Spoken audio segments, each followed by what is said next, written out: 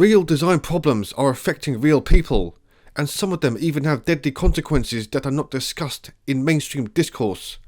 It's time to recognise the importance of ethical design and the impact it can have on the collective conscience.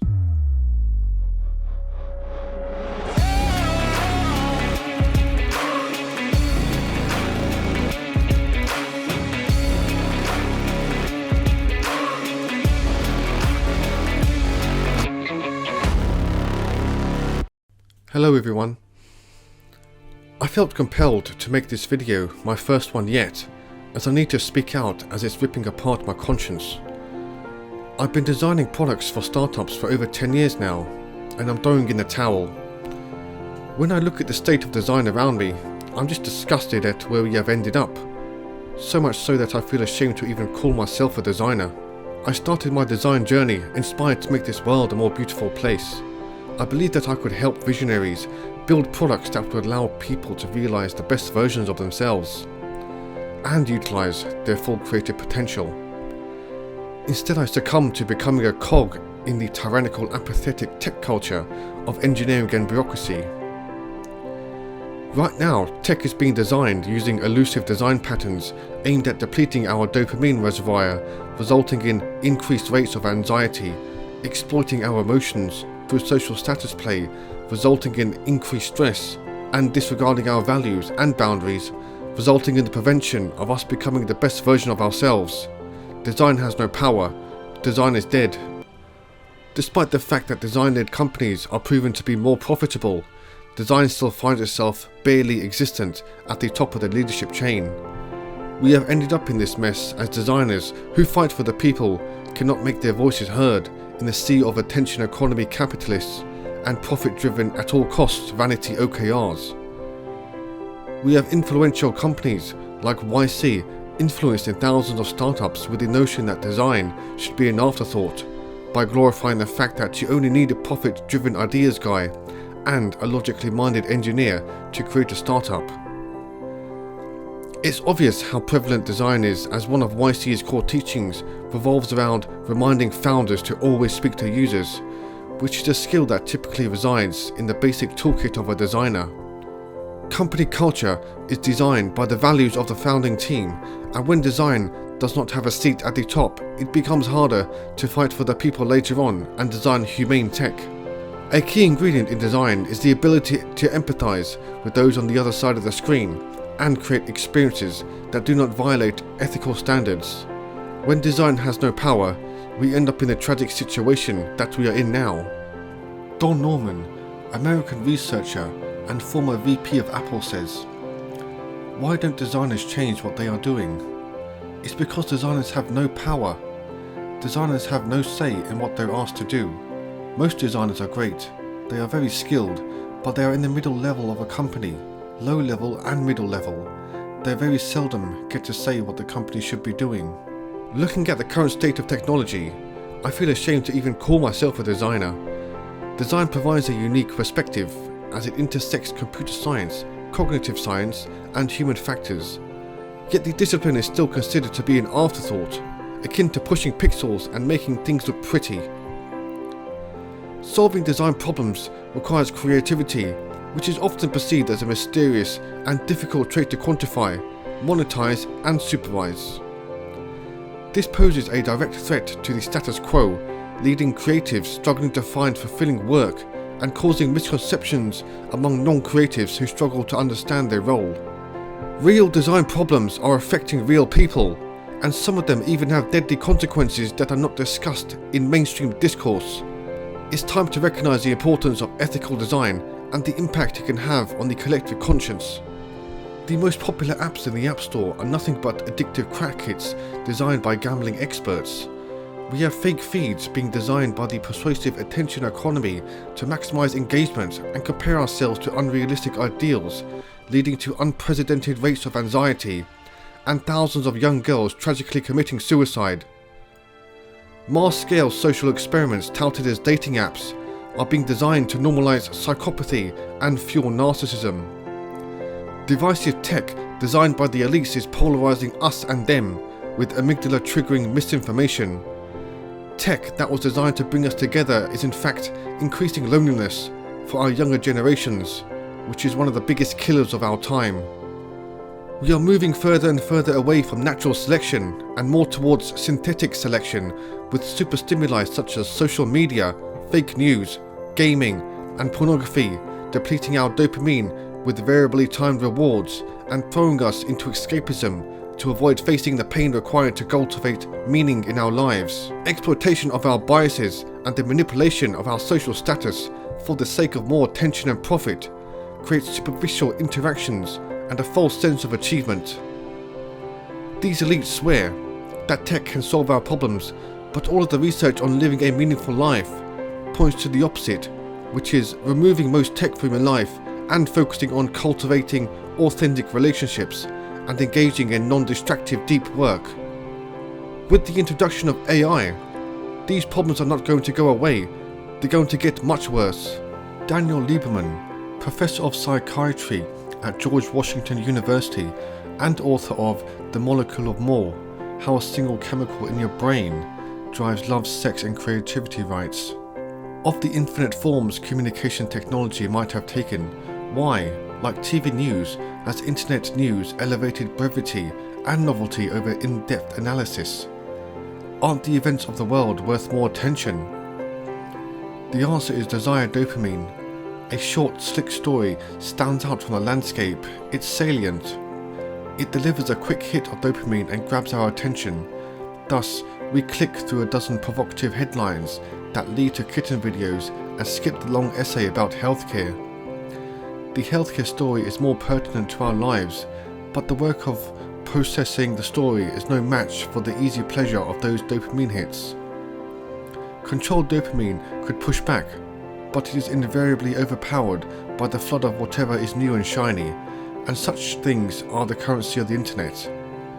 Where will this lead? Probably not to a renaissance of long-form journalism. As quick-hit stories grow more prevalent in the news environment, they must get shorter and shallower to compete. Where does such a cycle end?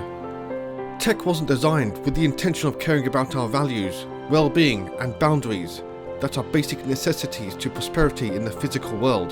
The amount of effort that these multi-billion-dollar tech companies have instilled to counter all of these problems is not enough, despite the amount of resources available at their disposal.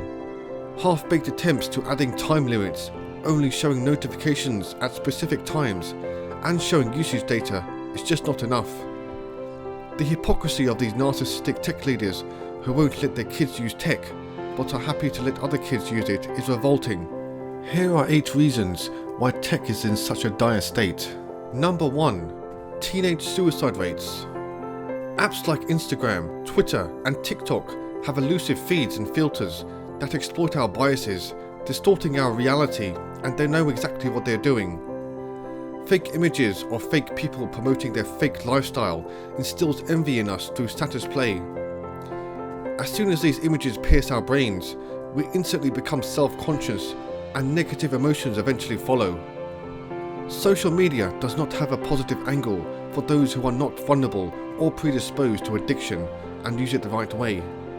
However, more and more concerning research is coming out proving that thousands of young teenagers, especially young girls, are committing suicide because of this, and it's increasing every year. Anxiety and stress among the younger generations is on the rise, and these problems began as soon as social media started to take off. It's nothing new that social media is a toxic dump, and there is no shortage of people whose lives have been improved through detoxification. The fact that big tech knows this and have applied trivial effort to rectify this issue is very concerning. Number 2. Normalizing mental disorders.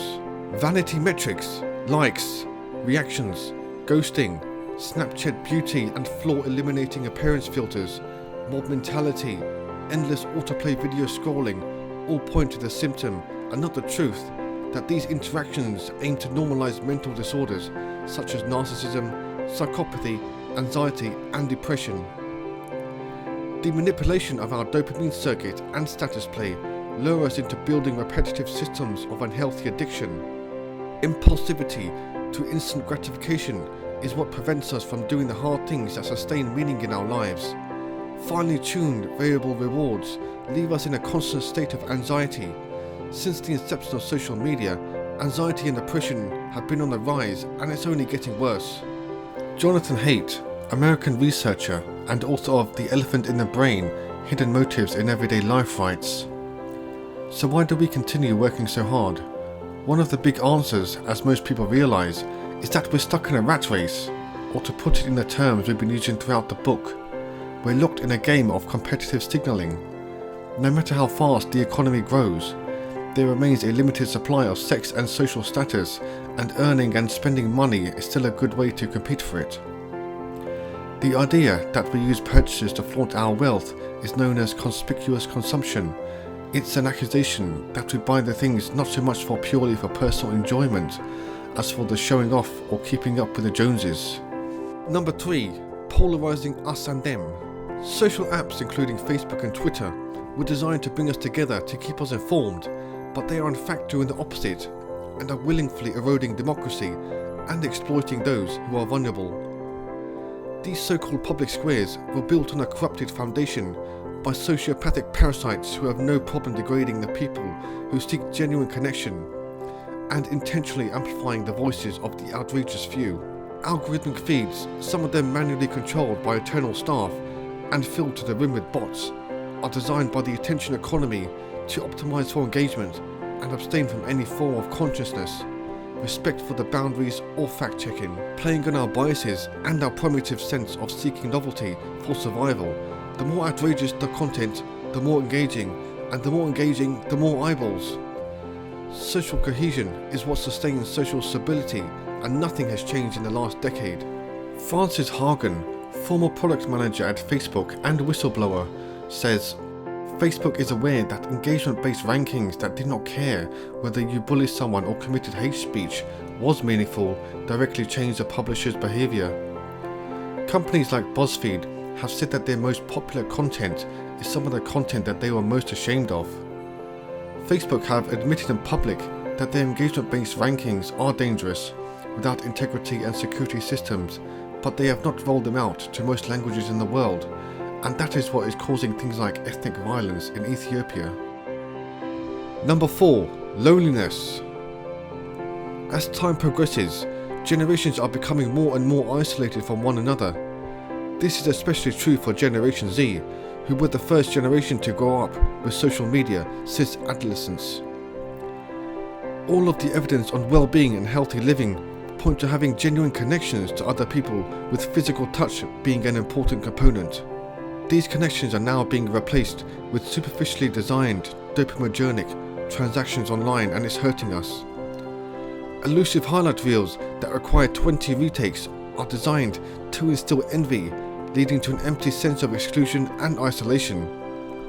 Loneliness is one of the biggest killers, and failure to act will lead to further fragmentation and unrest. Jonathan Haidt, American researcher and author of The Happiness Hypothesis, Finding Modern Truth in Ancient Wisdom, writes, "I don't believe there is an inspiring answer to the question, what is the purpose of life? Yet by drawing on ancient wisdom and modern science, we can find compelling answers to the question of purpose within life. The final version of the happiness hypothesis is that happiness comes from between. Happiness is not something that you can find, acquire, or achieve directly. You have to get the conditions right and then wait. Some of the conditions are within you, such as coherence among the parts and levels of your personality. Other conditions require relationships to things beyond you. Just as plants need sun, water, and good soil to thrive, people need love, work, and a connection to something larger. It is worth striving to get the right relationships between yourself and others, between yourself and your work, and between yourself and something larger than yourself. If you get these relationships right, a sense of purpose and meaning will emerge." Number 5. Superstimuli. What goes up must come down. The dopamine circuit is akin to chaos theory, a system highly sensitive to its initial input. There is a dark side to this treadmill, however, and that's pain. A spike in dopamine will eventually lead to a spike in pain shortly afterwards, and with repeated exposure, more and more dopamine is needed as the baseline lowers. We have a limited supply of this neurotransmitter, and consuming superstimuli such as social media, fake news, gaming, sugar, and porn depletes our motivation to pursue meaning and tilts the people towards apathy and depression, furthering us away from compassion. There are no regulations on consumption, no warning labels, and no care for the values whatsoever. The dopamine circuit is always in search for more, and superstimuli has an unlimited supply to cure our cycle of craving. Anxiety is on the rise and has been rising since the last decade. We are being gamed. Anna Lembke, American psychiatrist at Stanford University and author of Dopamine Nation, Finding Balance in the Age of Indulgence, writes, "We've all experienced craving in the aftermath of pleasure, whether it's reaching for a second potato chip or clicking the link for another round of video games. It's natural to want to recreate those good feelings or try not to let them fade away. The simple solution is to keep eating or playing or watching or reading. But there's a problem with that. With repeated exposure to the same or similar pleasure stimulus, the initial deviation to the side of pleasure gets weaker and shorter, and after response to the side of pain gets stronger and longer, a process scientists call neuroadaptation. That is, with repetition, our gremlins get bigger, faster and more numerous, and we need more of our drug of choice to get the same effect." Number 6. Playing with our biases. So design is all about playing with mental shortcuts, also known as biases, to prompt people into action. There are plenty of design principles based on these shortcuts, but the line between right and wrong is thin. A shortcut gone right is defined as a heuristic, whereas a shortcut gone wrong is referred to as a bias. These biases plague the world of design, and they are used to elevate anxiety to rush people into mistakes, fear of missing out or losing applied effort, and priming without considering best interests. Education in psychology is not a prerequisite to being a designer, and understanding the biology of human behavior is an integral component to designing for the people. This literature is non-existent in modern design. Deceptive design patterns are present in organizations of all sizes, even ones that are design-led. The existing usability heuristics outlined by Don Norman and co. are outdated. Jonathan Haidt, American researcher and author of The Elephant in the Brain, Hidden Motives in Everyday Life, writes, "At every single stage of processing information, from its biased arrival to its biased encoding, to organizing it around false logic, to misremembering and then misrepresenting it to others, the mind continually acts to distort information flow in favor of the usual goal of appearing better than one really is. Emily Pronin calls this the introspection illusion, the fact that we don't know our own minds nearly as well as we pretend to. For the price of a little self-deception, we get to have our cake and eat it too, act in our own best interests without having to reveal ourselves as the self-interested schemers we often are." Number 7. Attention economy. Capitalism is the only economic system that works. However, there are side effects that are slowly ripping apart the fabric of society. A company's survival relies on generating revenue for growth at all costs. Money attracts those who are risk takers, and there is a positive correlation with CEOs possessing narcissistic traits, with apathy being one of them. Superstimuli brazenly competes for attention. That has now become the new currency. Customer lifetime value is a popular metric used in the startup world to determine loyalty, which correlates with increased engagement. Time is a precious commodity, and these collaboratively filtered psychopathic algorithms are optimized to keep us in our place and prevent us from realizing our legend by abusing our propensity to novelty-seeking behavior without any remorse. Apps like Facebook, Google, Instagram, Twitter, and Quora lack the creativity required to innovate that they spam their own interfaces with ads after every other post, choosing profit over user experience, thus lowering the bar just enough to plug a paid version which promises to remove the painful experiences which they themselves have created. Number 8. Synthetic selection. Tech is rewiring our brains, especially for the younger generation who grew up with tech since puberty. 99% of our existence has been in tribes. We're moving further and further away from human nature and into a pervasive world immersed in experiences designed to play on our biases. Tech is pushing us away from the science-backed ways of living a life of meaning through cultivating social relationships and spending time in nature, into a life of isolation and depression through dopamine depletion and status play. The dopamine baseline has been raised so high that even appreciating the autumn leaves has become unappealing. Yuval Noah Harari, professor of history at the Hebrew University of Jerusalem and author of Sapiens, A Brief History of Humankind, writes, "As best we can tell, from the earliest times, more than 1 million years ago, humans lived in small, intimate communities, most of whose members were kin. The cognitive revolution and the agricultural revolution did not change that. They glued together families and communities to create tribes, cities, kingdoms, and empires, but families and communities remain the basic building blocks of all human societies. The Industrial Revolution, on the other hand, managed within a little more than 2 centuries to break these building blocks into atoms. Most of the traditional functions of families and communities were handed over to states and markets. The lack of design authority, flawed design education, deceptive marketers, leaders who preferred things over people, and the low barrier of entry into tech collectively leads to a toxic world starving of compassion for the people who consume products designed to make this world a better place and make our lives better. We need a new set of design ethics, especially in the age of AI, to protect those who are vulnerable to the plight of the attention economy, unintended social implications, institutions with low UX maturity, stale-paced policies and regulations, algorithmic bias, ignorant or incompetent cutthroat sociopathic leaders, and company cultures designed without informed designers, as well as a lack of education in the biology of human behavior. Big tech is sluggish, and it's near impossible to change large-scale cultures without a huge shift in leadership or a new hero.